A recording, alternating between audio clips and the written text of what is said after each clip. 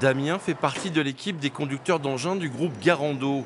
Il était auparavant carreleur dans le secteur du bâtiment, une profession qu'il a dû abandonner car il a perdu l'usage d'un œil suite à un accident. Après plusieurs tests d'aptitude, la validation de la médecine du travail, il s'est formé à ce nouveau métier. Il n'y a aucun problème, c'est pas parce qu'on a un handicap qu'on ne peut pas s'en sortir, hein. Quand on veut travailler, on peut, hein, qu'on ait un handicap ou pas, hein.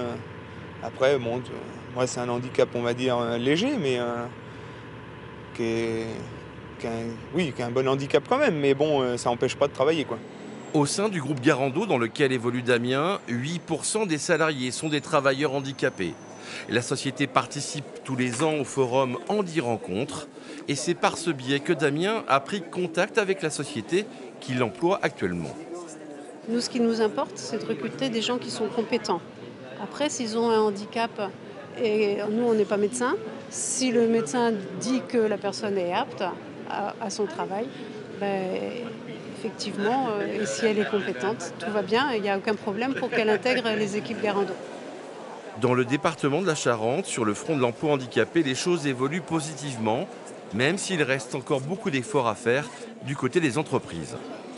Il y a une amélioration grâce à de multiples initiatives localement et nationalement. Donc malheureusement, le taux d'emploi stagne aujourd'hui à peu près dans le secteur privé, en tout cas à 3,3%. Et puis surtout, on a un chômage de longue durée qui s'installe pour les demandeurs d'emploi en situation de handicap, parce que ce sont des personnes qui sont beaucoup plus fragilisées. En Charente, 3700 demandeurs d'emploi handicapés sont inscrits à Pôle emploi. Le chômage de ces personnes a diminué de 4,3% sur un an. C'est la plus forte baisse sur l'ensemble des départements de la région Nouvelle-Aquitaine.